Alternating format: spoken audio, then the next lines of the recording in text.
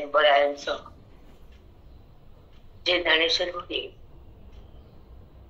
ज्या ओळीमध्ये जगाला बुद्धीला सुखाची अनुभूती प्राप्त करून देण्याची ज्या ओळीमध्ये शक्ती आहे, त्याला माऊलीची हृदयाची भक्ती म्हणतात. हृदयातून केलेली अवेदात्मक भक्तीचा जो सुरुवात होती, तेव्हा साधक भगवंताला ओळखायला लागतो.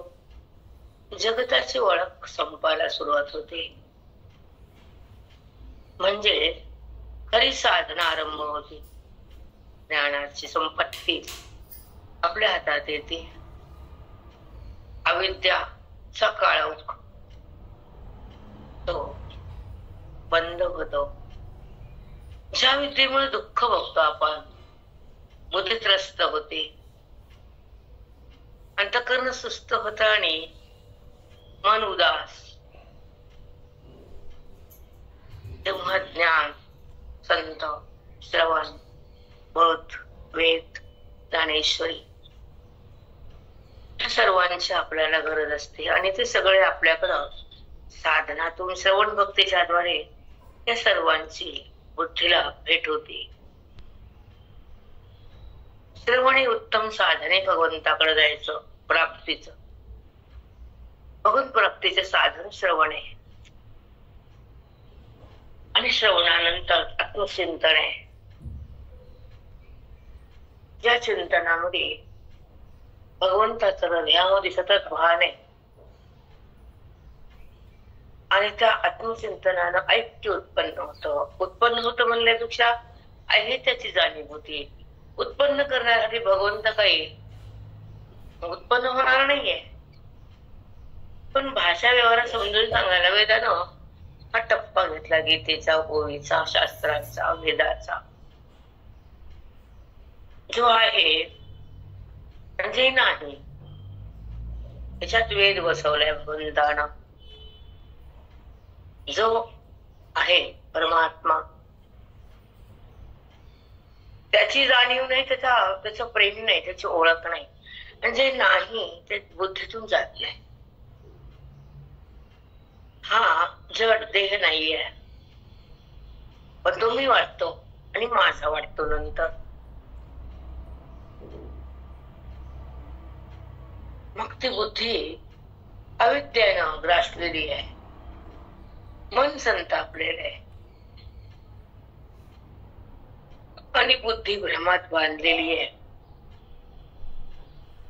म्हणून माऊलीचे जे चिंतन आहे 17 अध्यायाचं गुणाचं, ते आपण ऐकायचं आणि आपल्याला गुणातून बाहेर यायचंय.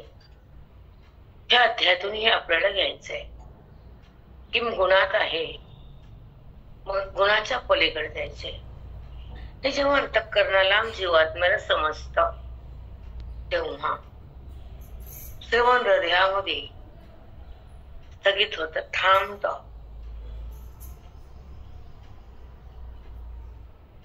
आतापर्यंत जी जगत थांबलं होतं ना खोट, ते त्याचा संबंध संपत. म्हणजे ज्ञानाचा प्रसाद हृदयात येतो, तर सुखाचा अनुभव सतत आत जाणीव होती त्या ईश्वराची ना परमात्म्याची. ही जागृती आहे बोधाची, नाम संपत्ती ज्ञानाची. ही संपत्ती साधू देतात माऊली, ज्ञानोबा, बाबा, गुरुजी, नाथ महाराज अशी महान संत ह्या जीवाच्या उद्धारासाठी खाली येतात.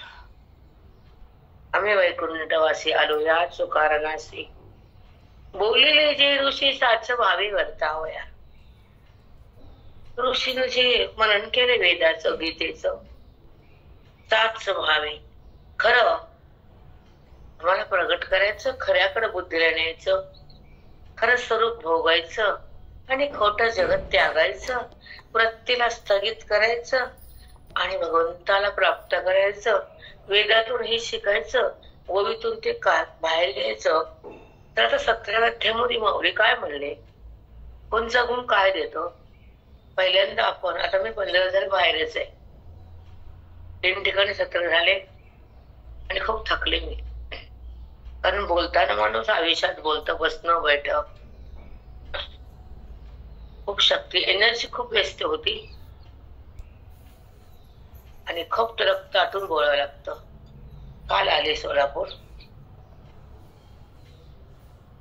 तो हरी तो जीवाला काल. तो कसा आहे, कुठे आहे, काय त्याचा अनुभव नाही. हरी म्हणणं आणि हरी कळणं, हरी होणं. हरिरूपात आल्यानंतर बुद्धीला काय स्पर्श होतो, बुद्धी कशी हरिरूप होती, देहरूप बुद्धी हरिरूप कशी होती हे हरिपाठ सांगतो. जी देहाला पकडलेली आणि देहाशी संबंधित आहे, तो संबंध संपतो हरिपाठाने.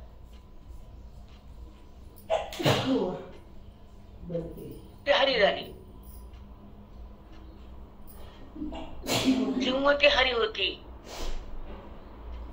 तेव्हा अविद्येचं हरण संत करतात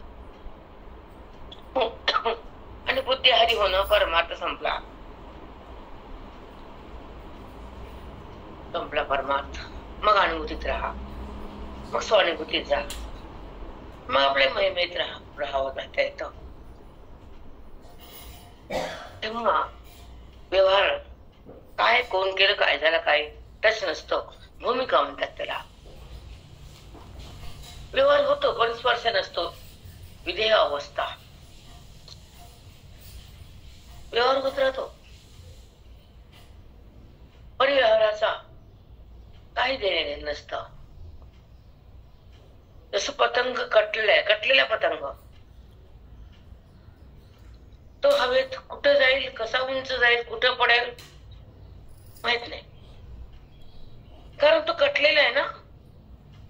त्या रीलचा पतंग कटलेला आहे, तसं देहभाव कटलेला आहे म्हणून व्यवहारात त्याच्याशी संबंध नाही.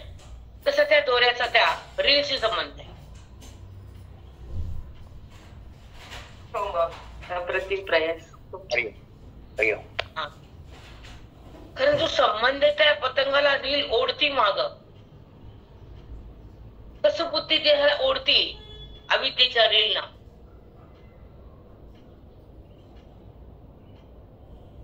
म्हणजे हवेचा दोर वाटतो तो रील दोरा कट होतो आणि पतंग हा स्वच्छंद आकाशात फिरतो. तसं बुद्धी स्वच्छंद भगवंतात फिरते एकरूपतेनं. साष्टांग दंडवत माऊली. साष्टांग. तो संबंध कट म्हणजे अविद्येचा ग्रास, गुणाचा निराश. तो परमार्थात पास, त्याला वेदाचा अभ्यास. तो जगात खास असतो, त्रिलोक्यात तो महान असतो. श्रवण भक्ती साधी समजू नका. माऊलीचं ज्ञान, वेदाचं ज्ञान, स्वतःचं भान, अनाविद्येची घाण संपवणारा हा ग्रंथ ते संत ज्ञानोबारायांचा ज्ञानेश्वरी अमृत आहे. बुद्धीचा अमृत म्हणजे ज्ञानेश्वरी बघा. आणि संताची भेट म्हणजे एकदम उंच भाग्य असतं. त्याला संत भेटतात, ग्रंथ कळतात, वेदांताकडे प्रवेश होतो आणि त्या ठिकाणी सुखाचा सहवास लागतो. ते अध्यात्म, वेदांत शास्त्र त्याला अध्यात्म म्हणतात. त्या अध्यात्मशास्त्राचा प्रवाह बुद्धीकडे येताना मन अलगद देहातून बाहेर येतो आणि गीतेचा श्लोकाचा भावार्थ जेव्हा बुद्धीशी एकरूप होतो तेव्हा बुद्धिरात्मे ब्रह्म होती. गीतेच्या श्लोकाच्या भावार्थात बुद्धीचा जेव्हा आत प्रवेश होतो भावार्थात, तेव्हा ती गीता त्या बुद्धीला ब्रह्म करून टाकते. जसं साखरेची पाकाची कडक चाचणी त्या मुदण्यावर टाकली तर ती साखर दिसते, मुदणी नाही, फक्त साखर बरोबर.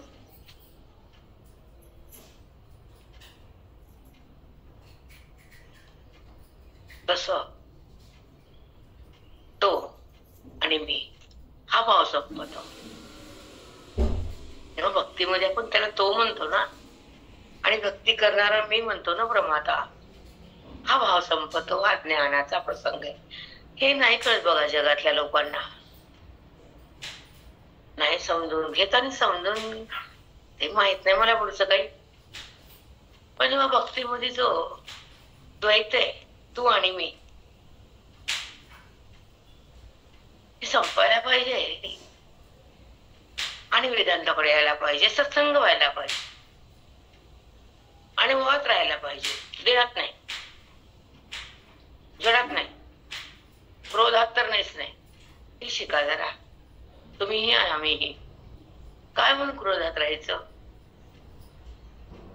का म्हणून तमोगुणातला वाढवायचं? का म्हणून दुःखाकडे जायचं? आपण दुःखाकडे जायचं नाही. तमोगुणाकडे जाणं म्हणजे दुःखाला बोलावणं, आमंत्रण देणं. तर मला थांबवायचा प्रयत्न करा. तो जात नाही माहितीये, तो येतो ते पण माहितीये, पण तो कसा कमी होतो तीच आडत कळत. तमाचा नाश श्रवणामध्ये होतो. बुद्धीला तमातून कसं बाहेर आलं हे कळत नाही, कारण त्या श्रवणाचा परिणाम होतो. श्रवण म्हणजे वेद, श्रवण म्हणजे गीता, श्रवण म्हणजे वैराग्याची पताका,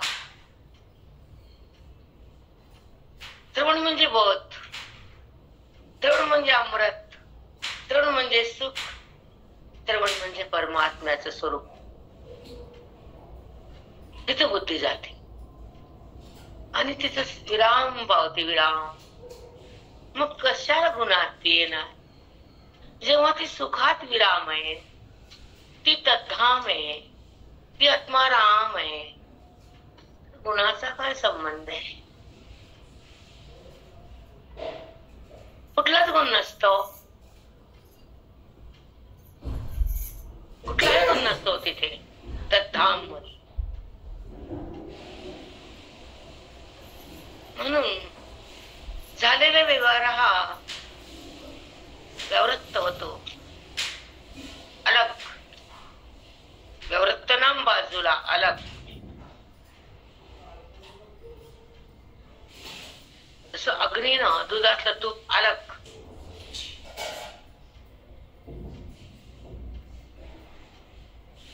मंथनानं ताकातलं दोन्ही अलग, तसं श्रवणाचा शक्तीनं बुद्धीतलं अज्ञान अलग.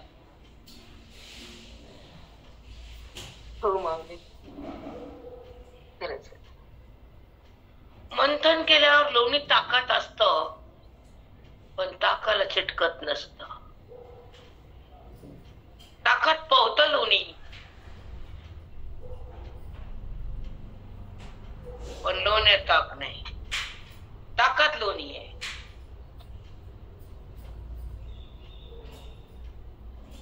लोण्यात ताक नाही. साष्टांग माऊली, साष्टांग किती छान प्रयत्न.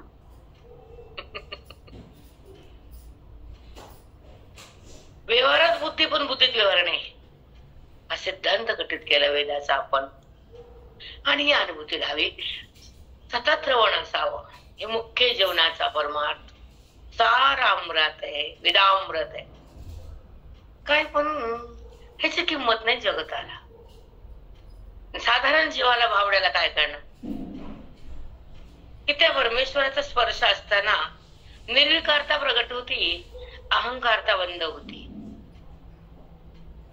ऐक्याची अनुभूती येते आणि ती आत्मस्थिती प्रगट होती. आणि आत्मस्थितीमध्ये तू आणि मी काय, कर्म कुणी करायचं आणि कशासाठी करायचं? जर वृत्तीच नाही तर कर्म कशाला? जर अज्ञानच नाही तर भेद कशाला, निवृत्त कशाला? तिथं तू आणि मी संपलं तर काय कर्तव्य उरलं सांगा बरं? पण नाही, झेपत नाही बुद्धीला हे ज्ञान. म्हणून तर अद्वैत कुस्ती विरळा जाणे इकडे येत नाहीत. काल ते मी चेक केलं, बघत नाही मी जास्त, पण आता एखाद्या दिवशी बघते काय व्ह्यूज आहेत, काय चाललं, किती बघतात आणि काय आकडे तसेच होते. तिला मला अगं माहिती पाठ बंद करणार आहे सध्या. ती शांत बसली बहीण माझी, आराम घेणार. ती म्हणजे अगं एक तरी घे माझ्याकडे. घेणार नव्हती पाठ मी आज. लागत जाऊ दे, त्यांना थोडस अंतर पडू दे, म्हणजे त्यांना थोडं ऐका वाटण व्ह्यूज काय किंमत कळेल त्याची. कारण जर असं 4-4 तास दिलं तर त्याला किंमत राहत नाही, किंवा ते पुढचं मला बोलता येते समजून घ्या. थोडा आराम घेते आता, 8 दिवस बंद करते आणि मध्ये मध्ये ब्रेकच पाहिजे.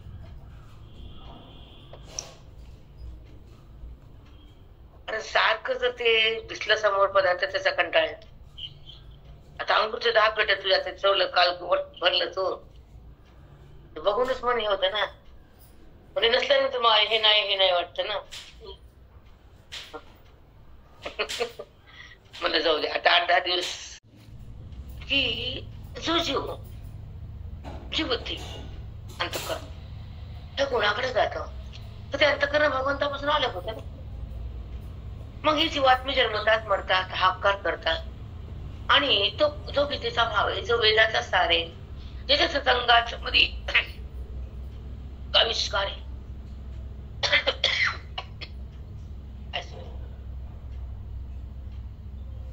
लगेच म्हणजे सुख. त्या सुखाच्या अनुभूती सतत भोगता येते आणि ती अनुभूती म्हणजे आनंदाची, तुर्यमय पांडुरंगाची परमात्म्याची स्थिती, आनंद, स्वानंद, तो तिथे व्यवहार वृत्ती, जगत भाव, जगत कर्म क्रिया गुण काही नसतं. तिथे व्यवहार नाही, फक्त आत्मसाक्षात्कार आहे. ते ज्ञानेश्वरी आहे.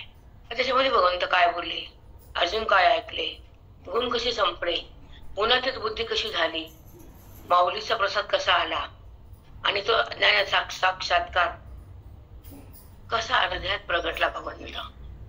मंगल साक्षात्कार म्हणजे भगवंताचा हृदयात प्रगटीकरण. साक्षात्कार म्हणजे त्या हृदयामध्ये तो पांडुरंग प्रगटतो. हे साध्या भाषेत आपल्याला ऐकायला भेटत नाही. मोठी मोठी भाषा असते आणि जास्त लोक असले की वाटतं खूपच छान आहे. काही नसतं ते, अवडंबर असतं नसतं ते. पण ज्या ठिकाणी सोपी भाषा आणि आत्मदर्शन करून देतात तिथं त्याला शब्द नाही, त्या चिंतनाला ना हा दुर्लभ. आणि अंतिम टप्पा आहे ज्या ठिकाणी जी अवस्था, जो अनुभव, जो जगत आणि देह त्या ठिकाणी विराम पावता, तो क्षण ज्ञानाचा, तो अनुभव सुखाचा, ते ऐक्य परमात्म्याचं आणि ती स्थिती त्या अद्वैत स्थिती म्हणजे ऐक्याची स्थिती. मग पहिले बोलणारे आधी थोडस, कारण समोर बसणं आणि ह्याच्यात बसणं फरक असतो. ऐक्य जेव्हा असतं ना पंकजाचं बुद्धीचं, पांडुरंगाचं ऐक्य असतं. आपण वारकरीत आपला भगवंत पांडुरंग आहे, तुझी नावं नाना आहेत, तो भाग वेगळा, अवतारी पुरुष भाग वेगळा. आता येतात हे अलीकडचे कल्पिताचे अवतार वगैरे ते, पण तो भाग वेगळा. पण अंतःकरणामध्ये आत्मसाक्षात्कार करून देणाऱ्या वेदाचा जो बाबा आहे, संताचा जी कृपा आहे, श्रवणाची जी शक्ती आहे आणि ओबीची जी भक्ती आहे, त्या ठिकाणी आत्मस्थिती आहे, देहस्थिती नाही. देहस्थितीमध्ये द्वैत असतं, देहस्थितीमध्ये व्यवहार असतो, देहस्थितीमध्ये विकार असतो, देहस्थितीमध्ये अहंकार असतो आणि देहस्थितीमध्ये दुःखाचा संहार जास्त, दुःखाचा प्रहार असतो. सदानंतरा प्रहार बुद्धी दुःखाचा प्रहार भक्ती, त्याचं कारण अज्ञानाची स्थिती. आणि जेव्हा दुःख होतच नाही, दुःख उत्पन्न होत नाही आणि दुःख जरी क्षम झालं तर बुद्धीचा संपर्क होत नाही आणि त्या ठिकाणी तो परमात्मा असतो. मग तेव्हा तिथं देवा कुठं असतो, म्हणजे देवा नसतो तर दुःख कुठलं. म्हणून हे ज्ञानाचे अंतिम टप्पा आहे, ते पण तुम्ही जात नाही, तुम्हाला तिथे सवयच नाही. समजलं का माझी भाषा? नाही तिथं पोहोचावंच लागते ना. मग जेव्हा आम्ही सोडला आता काल एनगोर वाडी, तेव्हा मी सोलापूर बघितलं. समजा तुम्ही हे गाव नाहीच म्हटलं तर स्वानंद आहे का बुद्धीत? मिलन आहे का पांडुरंगाचं? मग काय जगणं परमार्थ? काय केलं तुम्ही? त्याच्यासाठी दुःख नको का? की ज्या बुद्धीला त्याचा टच नाही, स्पर्श, त्याची ओळख नाही, त्याचा अनुभव नाही, मग बुद्धीने परमार्थ केला वाया गेला का? केला वाया गेला. त्या परमार्थानं स्वर्गाकडे गेला, इतर लोकात नेलं, त्या पुण्यानं पुन्हा जन्मात आणलं, पित्र गोत्र धन धान्य दिलं, सकाम पण आम्हाला पुन्हा यायचंच नाही आणि जन्म घ्यायचाच नाही, दुःखाला शिवायचंच नाही, अविद्येला ठेवायचंच नाही, आणि आमचा जन्म सफल झाल्याशिवाय आम्हाला का श्वास शांत घ्यायचीच नाही. हा जो अभ्यास असतो साधकाचा, तो परमार्थ वागण्याचा,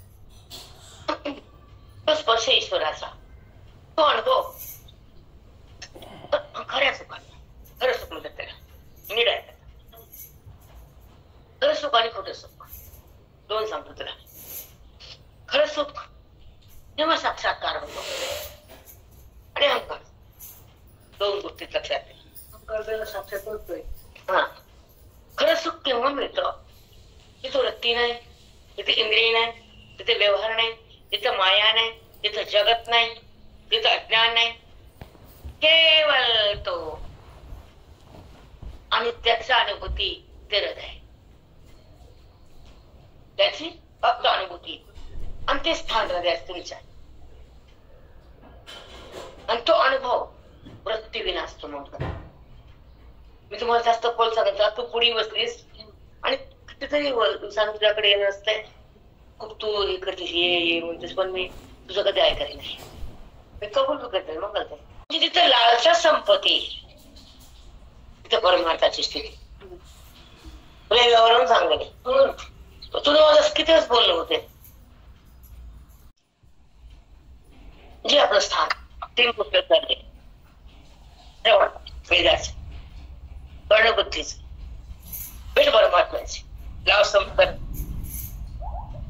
बुद्धीला कळाल्याशिवाय ती बुद्धी संपत नाही.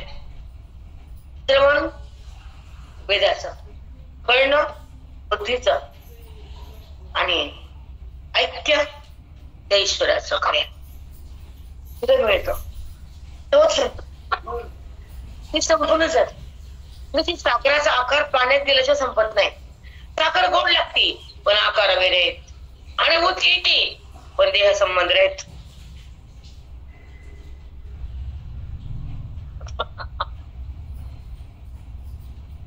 हा, साखरेची गोडी आहे, आकार नाही. त्या भगवंताची गोडी आहे, बुद्धीला देहाचा संबंध नाही. आकार उरला का साखरेचा? तो आकार पाण्याने संपवला, ते अज्ञान बोधानं संपवलं वेदानं.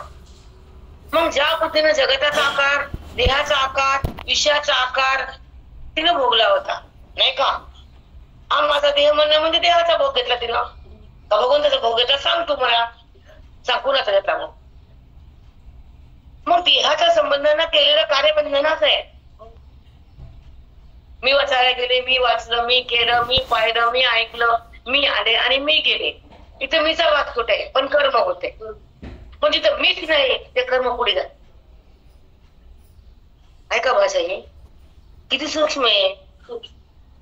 मग हेच कळायला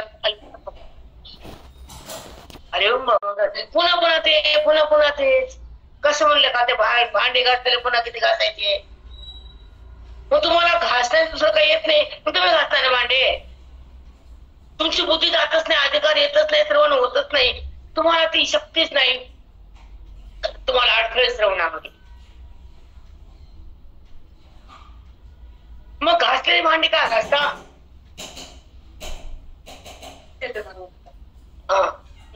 घासलेल्या भांड्यामध्ये स्वयंपाक पडायचा असतो, जेवण जेवायचं असतं आणि मग धुवायचं असतं. तुम्हाला जेवताच येत नाही तर काय करतात? फक्त धुता येतं, त्याचं नाम कर्म. मग दूध कर्मामध्ये बुद्धीने किती राहावं, उपासनेत कसं सहज जावं, अंतःकरण कसं स्वच्छ आणि निरागस व्हावं, आणि त्या भक्तीने तिथं कसं रुजावं, नंतरचा प्रवास ज्ञानाकडे कसा व्हावा आणि अज्ञानाची शक्ती कशी संपवावी, त्या ठिकाणी ही अध्यात्म स्थिती म्हणजे श्रवण. श्रवणामध्ये आत्मसाक्षात्कार आहे. संसारामध्ये दुःखाचा हक्कार आहे आणि द्वैतामध्ये मी तुझा संहार आहे. तो आणि मी, दोन येते, दोन, तू आणि मी. आणि तू मी मध्ये वृत्ती नको ना.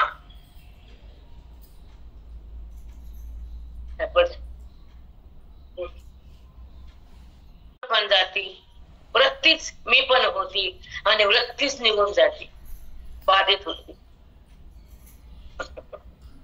तिन्हीकडे हे लक्षात घ्या जरा, सूक्ष्म आहे.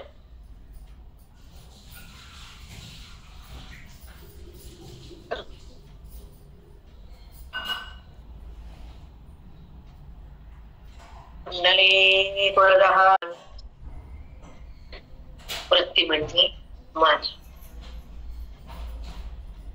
आणि मन म्हणजे वायू. कारण प्रक्रिया तू ऐकशीलच, पण समोरून जेव्हा ही साधना बोध आणि वेद चौद दोन आहेत, पण अर्थ येते. वेद हा बोधच आहे. बोध म्हणजे सांगतो तुला काय आहे ते कळत. जेव्हा होतेच नव्हते काही चंद्र सूर्य ताराबाई, जेव्हा नव्हते कोटेच काही चंद्र सूर्य ताराबाई, जगत नाही चंद्र सूर्य. जर जगतच उत्पत्ती तेव्हा चंद्र सूर्य, पण ते काहीच तिने नाही तर तो आहे. जेव्हा नव्हते कोटेच तेव्हा तो, पण त्याला कर्मे ना. त्याला वाटलं आपलं सुख आपण भोगायचं. मग त्याचा एक ध्वनी तयार झाली, त्याचं नाव वेद आहे. तो ध्वनीतून प्रगट झाला, तर स्वतः त्याला प्रगट होता येत नाही, कारण तो व्यवहार नाही. त्याचा व्यवहार त्याच्यात नाहीच आहे. व्यवहार तो करू शकत नाही, तो खरा परमात्मा. पण प्रगट तर व्हायचं, स्वतः होता येत नाही, व्यवहार नाही ना. निर्व्यवहार, निर्विकार, निर्व्यापार तो परमात्मा. मग एकोहम भविष्या, त्याचा संकल्प मायेच्या द्वारे झाला, तो करत नाही, पण त्याची इच्छा त्याच्या मायेतून प्रगट झाली. तेव्हा ती माया ध्वनी, ध्वनी म्हणजे माया. जेव्हा ध्वनी उत्पन्न झाला सौम्य, आणि त्या चौकड व्यापक पाणी आणि कमळाच्या फुलामध्ये ब्रह्मदेव विराज. सृष्टीचा आरंभ व्हायचा तुला बहुशम वचन त्याला, त्या निर्गुण तत्वाला विश्व बनायचं त्याला, ही त्याची इच्छा आहे. तेव्हा जीवाचं कर्म साठलेलं असतं, तेव्हा इच्छा होती. हे पण लक्षात घे. मग जीवाच्या कर्माचा साठा अनुभूत असतो आणि त्याच्या भोगाचा काळ सन्मुख असतो, तेव्हा भगवंताला पण अवतार घ्यावा लागतो आणि सृष्टीची उत्पत्ती करून अगोदर वेदाला काढावं लागतं. आणि मग नंतरचा प्रवास सुरू होतो जगत, जीव आणि जगदीश्वर. जगत, जीव, जगदीश्वर, ह्या तिघाची उत्पत्ती होतीये हे माहित नाही आपल्याला. जीव पण उत्पन्न होतो, जगत पण भगवंताला तयारच करणं लागतं माहिती ध्वनी, महतत्व वगैरे. आणि जगत म्हणजे हे 5 फूट आलेच ना, महतत्व आणि ती माया. त्या भूताला तयार करायला ती माया लागते. भगवंत कार्य करत नाही, कार्यविना तो आहे, त्याच्यामध्ये कारणही तो कार्य करत नाही. हे जेव्हा कळतं ना मंगल, तेव्हा वेदाकडे आपला प्रवास सुरू होतो, खऱ्या भगवंताकडं. हे खरं दर्शन असतं मंगल. पण हे काही लोकांना माहित नाही, त्यांना काय घेता येत नाही. देणारा बी नाही, कोणी घेणारा बी नाही, फार तुरळक असतात. जेव्हा जिकडे तिकडे पाणीच पाणी आहे, ब्रह्मदेव कमळात फुलात आणि टप टप टप शब्द ध्वनी तयार झाला. सोहम सोहम, सोहमचा काहीतरी हजारो वर्ष लाखो जप केला. ब्रह्मदेव आहे. हा मग तुमच्या नाभीतून कमळ नंतर विष्णू वगैरे सगळ्यात माहिती आहे ते. संकट स्वयंभू त्यांना प्रगट व्हायची गरज नाही. रुद्र येते नाही नाही त्याला दाखवा घेतला तो गदेटातून बर आले ते सदा आहे. सदाशिव नाव आहे त्याचं. बोल त्याला प्रगट व्हायचं नाव ते त्याच्या हातात आहे. सदाशिव आहेच ते कधी नाही. म्हणून त्यांचा अंत नाही सुरुवात नाही त्यांचं प्रगट नाही काहीच तत्व आहे ते. व्यापक आहे. स्वयंभू येतो, शंकर येतो, शिव येतो, पवित्र येतो, मंगल येतो, सुखकारक येतो, आत येतो, विश्वापक येतो. म्हणून जिथं नाही शंकर त्याचं नाव शंकर. काय माया कुठे बसलेस पैसा कबाय तू कशी. आणि विष्णू बायापासून लक्ष आहे की नाही. नाना प्रॉब्लेम व्हायचंच नाही. मग सोहमचा जो ध्वनी येतो श्वासातून तो ध्वनी तिथं पहिल्यांदा निर्माण झाला जगत उत्पत्तीच्या पूर्वी. आणि मग त्या ध्वनीचा तपान ब्रह्मदेवाला जगताची उत्पत्ती करतात. त्या सोहमचा तपस्या केली एवढी त्याच्यात ताकद आहे. म्हणून तुला मन ओंकार करतो थोडीशी गरज आहे त्या ठिकाणी की माइंड शांत रिलॅक्स होत.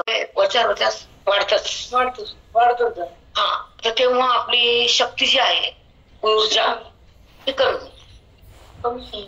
पण जेव्हा टप घडतं श्रवणाचं तर ऊर्जा हजारो पट वाढते. तुम्हाला काय म्हणतेस का तुला झोप यायचं काय एक ऊर्जा हातून तयार होते. पण याचं कारण आहे एक अमृत नाडी खुललेली असते आमच्या लोकांची.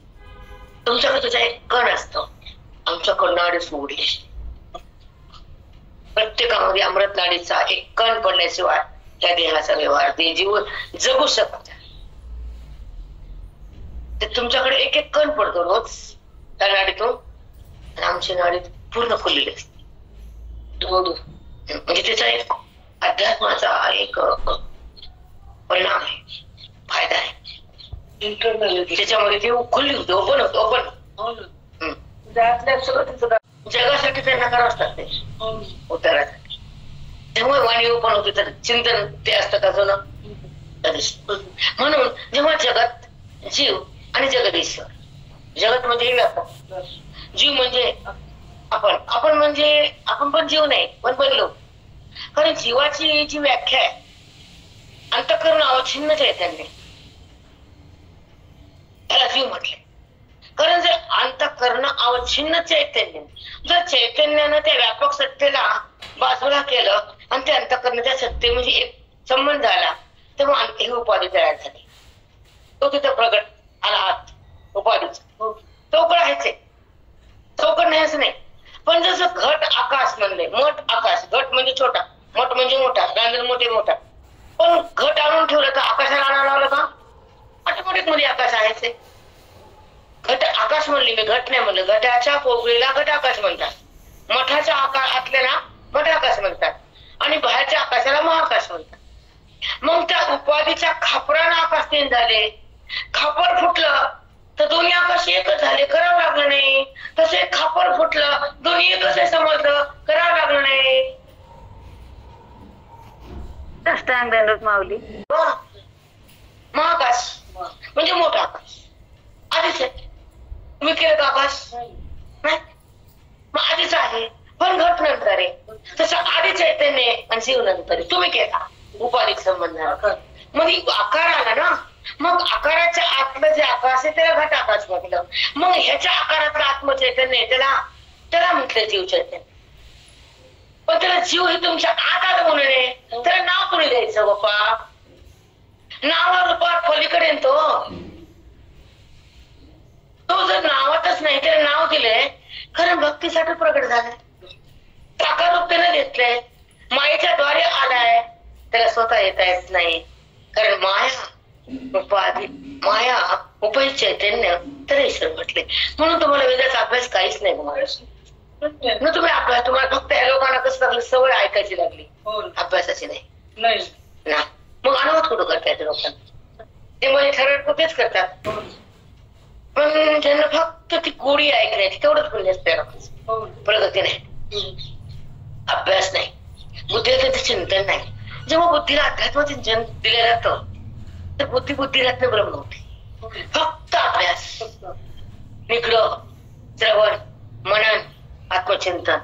मंगलाला का ब्राह्मण लागतो का दक्षिण लागते, पूजेला किती पसार लागतो, किती उचलावा लागतो बाबा, समोर पहिल्या. पण ही महापूजा बिना सामुग्रीची आहे, पण ती संतासमोर होती. अरे संत लागतात, मग ग्रंथ कळतात, मग मन तल्लीन होत, मग आज्ञा निघून जात, मग स्वतःचं भान स्वतः तयार होतं. तेव्हा आत्मारामाचं मिलन होतं, तेव्हा सुखाला सुरुवात होती, तेव्हा बुद्धी भगवंताची विलीन होती, तेव्हा नष्टी असते ती. याला म्हणतात अध्यात्माची प्राप्ती, प्रगती. आता पाठ केलं का हे? आपण तर किती उशीर आलो, किती बाहेर गेलो, किती फिरलो का सांग. मग केलं का अभ्यास? मी व्यासपीठात भगवंता द्यायची इच्छा असते बघ. बाप जेव्हा राबतो तो कोणासाठी असत? कुणासाठी असत? हा, मग तसंच भगवंतही जगासाठी, जीवासाठी. म्हणून जीव आणि शिव हे दोन का एक? मग पण हे समजून नंतर भक्ती करणं, ज्ञान गुरु गावा गोविंदो, परमानंद रे परमानंद. जो आनंद त्या परमात्म्याचा आहे त्याला परमानंद म्हटलंय. तेवढं आनंद रे परमानंद रे. आपण वाचतो सगळं पण कळत नाही. आनंद रे परमानंद रे. हा, जो आनंद भोगायचा आहे तर तो आनंद त्या वेदातून येतो, गीतेतून येतो, ओवीतून येतो आणि श्लोकातून येतो. आणि तो श्लोक हा भगवंताच्या मुखातून प्रवाहित होतो, त्याचं नाव गीता. तोच गीता श्वासातून होते, त्याचं नाव येत. आणि ते संतांच्या मुखातून येतं, त्याचं नाव सेवन. असा प्रयास टाक असं. म्हणजे आपण रचना करता न करता जेव्हा आपोआप वाणी बोलते ना, तर तपस्येची स्थिती असते. म्हणजे टीव्हीचा बरोबर लागलं गेलं. ती कशी गीता आहे, कसा वेद आहे आणि कसा बोध आहे, ती एकच आहे. हे ज्याला कळतं तो त्याच्यात द्वैत नाही.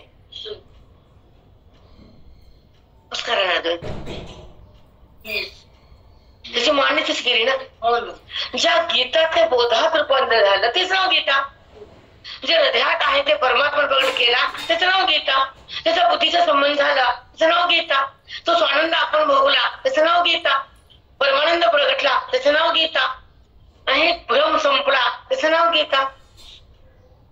माझं स्थान मला मिळालं, हृदयाला मी कोण कळालं, अध्यात्म हृदयात प्रगटलं आणि तो भगवंत आणि ती बुद्धी आपल्या आपल्या आकाराने, कारण ते दोन नाही तर बुद्धी भगवंताची तिथून आली तिथंच गेली. गीता. मग तुम्ही श्लोकावर पोट भरून बेदार होतात, तेवढीच बुद्धी तुम्हाला त्याचाच आनंद वाटतो.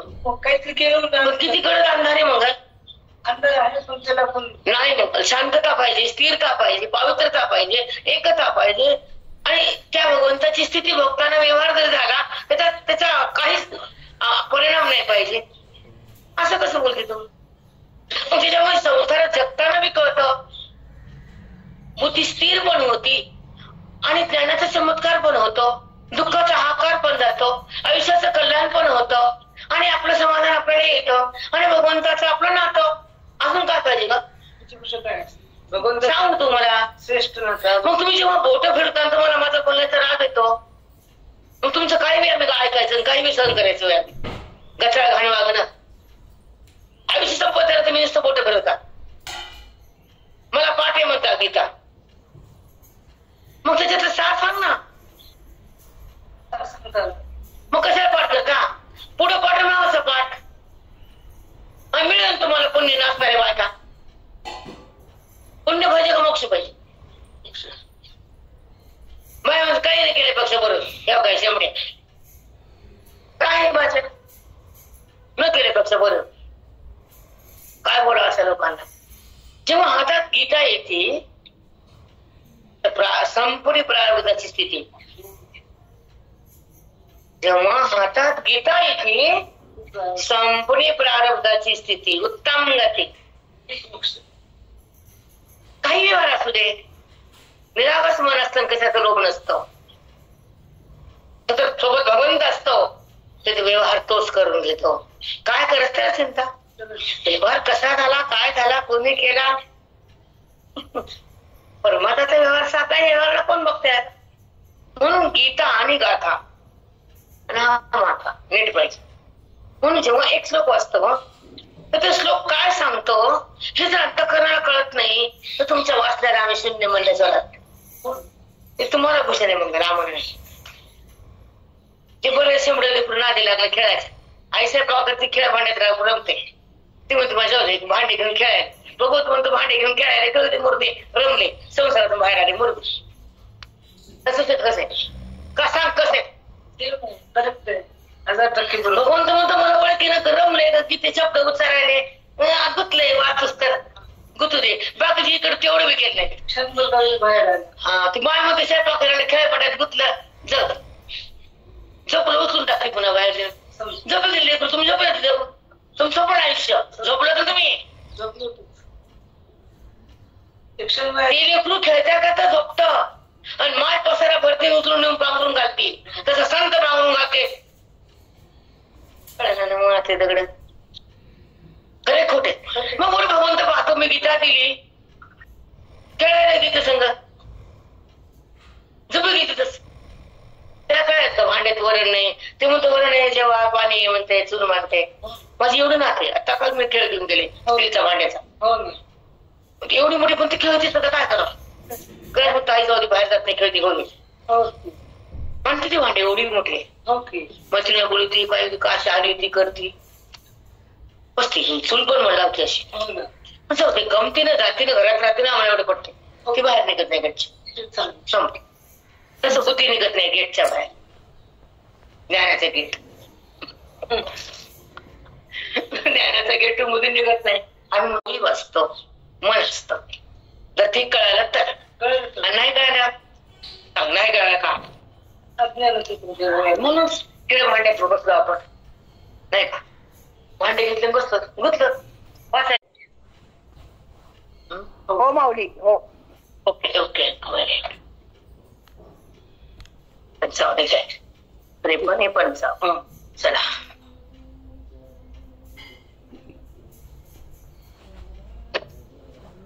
ना तरी अर्ध उकडले का निपट करून गेले तैसे खाय चुकले रसाय जेव. तामस लोक कसे खातात अन्न म्हणजे करपलेलं कडक शिळ उकडून खायचं उकडलेले बघ नाही. ना तरी अर्ध उकडले अर्धवट शिल्लक खाल्लं ते त्या निपट करपवून गेले. एखादं करपलं ते आता करपल्यानंतर त्याचा रस गेल्याने सगळ्यांना त्याच्याची पाणी ओला वाचतो तो संपतो. त्याच्यामुळे ते अन्न घातक बनतं. निपट करपलेले रसहीन काय करपलेला पाणीच नाही म्हणून आपण तुम्हाला करपटले आवडतं मला. हे खाय चुकले रसाय जेव. रसा त्याला त्यात रस वाटतो आवडते. करपटलेलं वाळलेलं अर्ध शिजलेलं रसा ए जेव. ते तसं खातं त्याला आवडतं तसलं. रस म्हणजे आवडतं. मी तो बघू ना लोकांचा मिळाला मला कंटाळा वाचायचा. सिद्धांत मस्त मांडा वाटतो. इतका काय म्हणले सिद्धांत हे तर काय काय काय नाही काय सांगत बसा. आता माऊलीची आज्ञा आहे सांगायचं तमोगुण. जया का आधी पूर्ण निष्पत्ती जया का आधी पूर्ण निष्पत्ती जे तरसधरी व्यक्ती ते अन्न ऐसी प्रतीती तामसा नाही. ते अन्न ऐसी प्रतीती तामसा नाही. जे अन्न सुंदर शिजवलं पचवलं त्याला ज्या अन्नावर तुपाचा जो थेंब असतो ना मंगळ तर ते अन्न पचवायला आणि चवीला आणि शास्त्राने ते अन्न आमच्या महाराज तुपटात असं घास हातच लावत होते.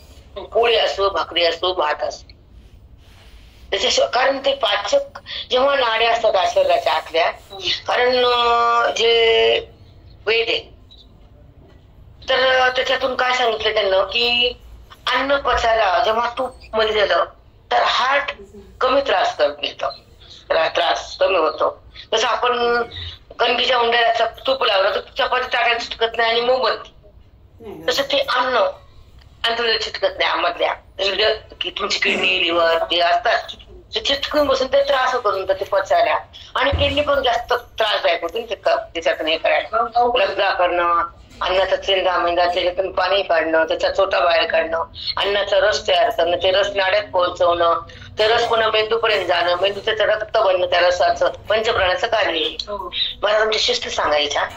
हा, अन्नाचा लब्ध होतो, त्याच्यात रस बाहेर येतो आणि चोथा बाहेर फेकला जातो, आणि त्याचा रस सगळ्या नाड्यात पोहोचून तो नाड्याच्या द्वारे मेंदूपर्यंत जातो, आणि मेंदू त्या रसाचं रक्त बनतं, ते शरीराला पूर्ण पोहोचलं जातं. मग हा प्रवाह काम पटपट होत नाही, अडकत कुठं चोपडे पुराण असल्यामुळं. मग त्याच्यामध्ये आपण म्हणतो वजन वाढतं वगैरे, ते तुझ्यासाठी सांगते, तर ते नाही, घातक आहे ते. कारण ते प्रवास मध्ये अडकळा होतो, आणि जेवढं पाहिजे अन्न लागतच. मग हे आपल्याला हे आयुर्वेद सांगतं आयुर्वेद. मग ते नाट्यात सांगितलंय की जया का आठी पूर्ण निष्पत्ती. पूर्ण शिजलेलं अन्न जेव्हा पूर्ण रसायुक्त आपण जिभेने चावून लाळेनं राहतो आतमध्ये, ते शिजलेलं असतं आणि रसयुक्त असतं, आणि त्याच्यात तुपानं टाकलं तर ते अन्न पचायला आणि मध्ये नाड्यामध्ये सरकायला सोपं जातं, आणि त्याचं पूर्ण कार्य चांगलं होतं. मग ते अन्न खाणाऱ्याच मन सात्विक आहे असं सांगितलंय. पण तसं अन्न तामसी लोक खात नाही ते पण सांगितलंय. जया का आठी पूर्ण निष्पत्ती, जे रसधरी व्यक्ती, रस म्हणजे ते गोडीला चवीला चांगला असलेलं व्यक्ती, ते अन्न ऐसी प्रतिती तामसा नाही. ते अन्न ऐसी प्रतिती तामसा नाही. जे अन्न रस ऐकतंय, रसरसित आहे, करपलेलं नाही, मग तिच्या पाण्यात ओलावा आहे, रस आहे, तुपयुक्त आहे, मधुर आहे, पचण्यास सोपं आहे, तसं अन्न तामस खात नाही. तामसी नाही जलिले मौलीनं, असं मधुर अन्न, सात्विक अन्न तामसी लोक खात नाहीत. तमोगुण संपत नाही, वाढतो.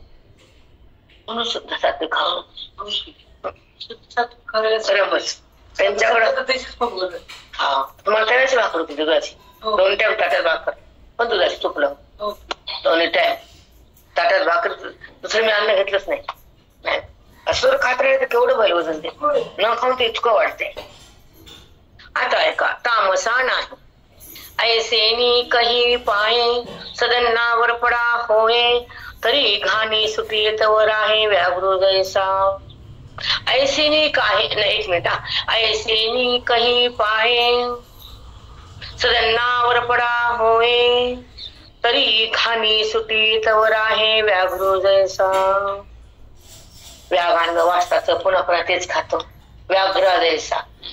ते अन्नाला खाणार तुम्ही जे हे करतात ना, मग आंबट करतात, ते तांदूळ हे फेस असं ते आंबवतात, फेसिक अन्न सहसा लोक खात नाहीत.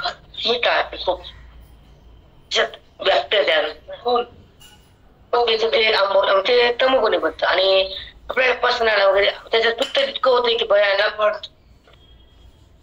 मग ते फसफसलेलं उतू आलेलं, मग ते आपण खातो, आपण तमोगुणाचा अंश आहे. कधीतरी खायला वेगळं, पण हमेशा म्हैसी काय फसफसलेलं हे आंबून ठेवलं म्हैस खाते, तसं हे तमोगुण तसा खातो. तमोगुणी लोक सांगितलं आहे का, डबल सांगते 1 मिनिट.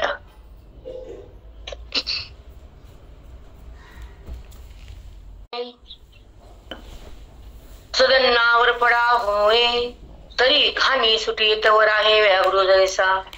सदान्न म्हणजे पवित्र, शांत, गोड, मधुर, ताज ते खातो. पण हा तमोगुणी तसा खात नाही, म्हैस सारखा. म्हैसी खाय लिहिले, म्हैसा व्याघ्र खाय, व्याघ त्याला कळतं का चांगलं वाईट. बापरे, मी वाघ म्हणले, म्हैस म्हणले, व्याघ म्हणले. का बहोवे दिवशी ओलांडले, स्वादपणे सांडिले, शुष्कात्वा सडले गर्भिणी हो.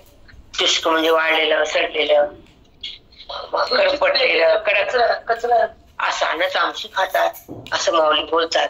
पण तमोगुण वाढतो अशा, त्याचं एकच उत्तर आहे की अशा अन्नामध्ये तमोगुण वाढतो, अशा अन्नानं मन भडकतं, अशा अन्नामध्ये दुःख तयार होतं, अशा अन्नामध्ये बुद्धीचा प्रवास भगवंताकडे जाता वापस येतो, आणि तमोगुण तुम्हाला पाप करायला होतो, आणि त्या पापामुळे तुम्हाला जन्म मृत्यूला समोर जावं लागतं. म्हणून तमोगुण हा घातक आहे, आणि त्याचा आपल्यामध्ये वाढ व्हायची नाही, आणि वाणी तमामध्ये असं प्रहार उंच करायचे नाही, चिडचिड, संताप, लगेच असं उत्थान पावणं, लगेच जोरात येणं, हे तमोगुणच प्रकार छोटे छोटे. आपण पटकन चिडतो. आपल्या जी चूक बी आहे ती आपल्या मी असं येतोच, पण चूक करताना कळत नाही, केल्यावर कळत नाही, सांगून मी समजत नाही. मग ती चूक तू मग वाढतोच ना. सुप्त पण तुमच्यामध्ये कुठं ना कुठं असतच, आपण ते कोणावर काढतोच. मग तो ते काढणं हा तुमचा तमोगुण प्रकार आहे, पण तमोगुण ठेवणे हा पापाच आहे. पण कुठं कळतं तुम्हाला तमोगुण? तुम्हाला आम्ही अभिषेक केला, आम्ही देवाला गेलो, अपेक्षा करू नका, पण तमोगुण ठेवू नका. कारण गुण हा घातक आहे. गुण सोडला तर अभिषेकाची गरज नाही. कारण गुण संपला तर भगवंताची प्राप्ती आहे. गुणातीत अर्जुना, गुणातीत हो. अर्जुना देहातीत हो. अर्जुना पंचकोशातीत हो. अर्जुना ब्रह्माच्या आतचा पलीकडे पहा, मला पहा. भ्रम सोडला तर मी दिसतो, आणि भ्रम तर जगत दिसतं. मग जगत बघितलं की अज्ञान आहे, आणि मला पाहिलं तर ब्रह्मज्ञान आहे. मला पाहायला ब्रह्मज्ञान आहे. मग हे सांगायचं कोणी? मग फक्त तुम्ही म्हणतात मी वाचायला गेले, मी असं केलं, मी अभंगच पाठला, मी वारेला, काय घाणच काढलेलं तर जाता जाऊ बी नका, अभिमान देऊ बी नका ना. वेदानं सांगितलं गुण सोड धरायचे नाही, संतांना सांगितलं देहाकडे थांबायचं नाही, आणि ग्रंथानं तुम्हाला ज्ञान दिलं अज्ञानात जगायचं नाही. मग तिन्ही पण तुम्ही काढले तर बघा. आता काल मी मी नको घेतलं मग तुला मला सांगायचं मंगल तर तू मुलीचं मग भक्तीचं काय. जो भक्त माझ्या प्राप्तीसाठी जगतो आणि मला जो जाणतो, आणि ज्याला मला जाणलं नाही तो माझा भक्त नाही. जाणल्याशिवाय तर तू मुली मग भक्तीचं काय, त्यावर त्याचं फळ येतं त्याला. पण द्वैतच आहे ना भक्ती म्हणजे. द्वैतातून भक्ती होती मान्य, करावी मान्य.